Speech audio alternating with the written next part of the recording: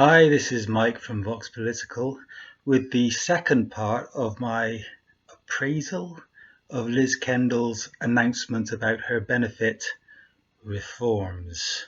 So this is the part where I look at how it's going to adversely affect people. So it's not going to be very enjoyable, but it might be very necessary. If you like it, please like and subscribe. Most of all, though, please comment on it because I want to hear what people might have to say about these changes. So the first thing is that these reforms are expected to impact various groups of people in distinct ways, depending on the nature and severity of their conditions.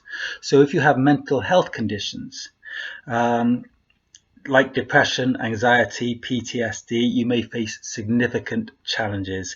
These conditions are often harder to quantify using the current benefit assessment models, leading to increased difficulty in proving eligibility. So, you may have more frequent reassessments. This could be particularly distressing for those with fluctuating mental health conditions, as the process may exacerbate your symptoms. The tighter eligibility for benefits like personal independence payments might leave some people without the financial support they need, especially since mental health issues are often underreported and misunderstood in assessments. Mental health advocates are also concerned that the system could further stigmatize these conditions, making it harder to access necessary support. Right, chronic physical conditions, e.g. arthritis or fibromyalgia. For those people with these chronic pain or physical disabilities that fluctuate, like arthritis or fibromyalgia, the benefit system might not fully capture the episodic nature of these conditions. So the tighter eligibility criteria and frequent reassessments may mean that individuals who are in pain but can still perform minimal tasks are deemed ineligible for benefits. For people whose symptoms improve temporarily or who can work part-time on certain conditions, the pressure to enter employment could conflict with their ability to manage their condition effectively.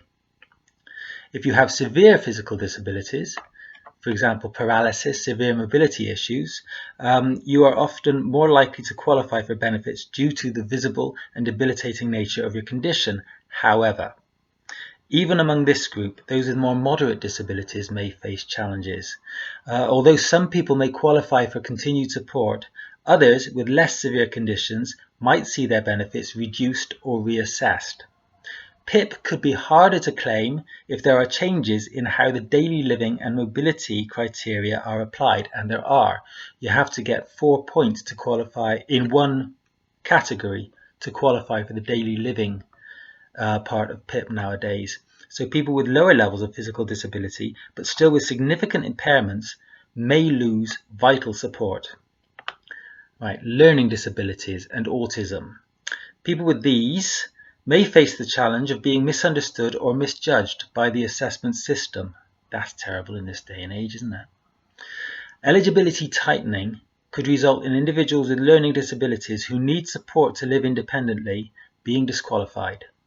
The assessment process often does not fully account for the nuances of developmental conditions, potentially leaving many people ineligible or underfunded.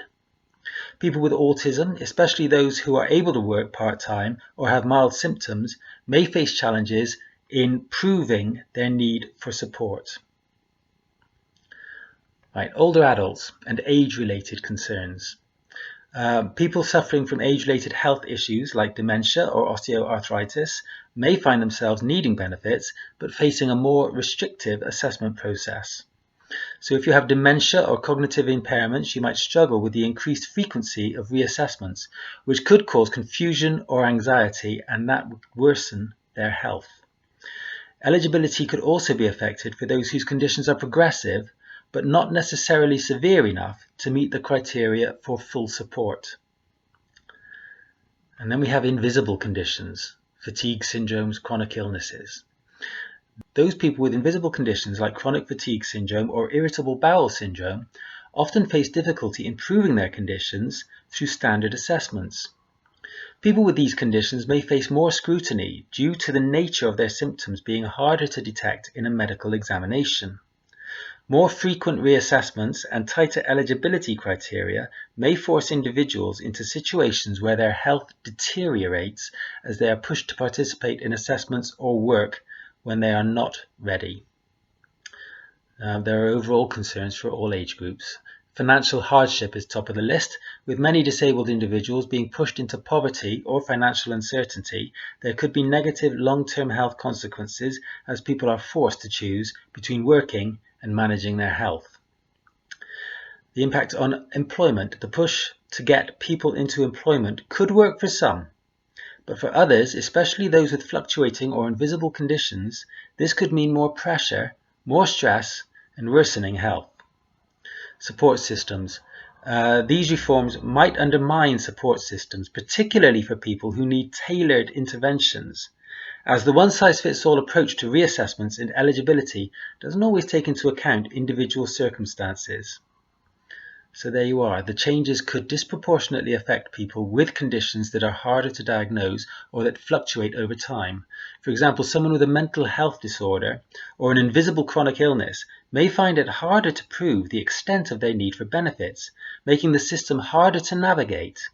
In contrast, people with visible and more stable conditions might be less affected by these reforms, but still face increased pressure to work or undergo frequent assessments.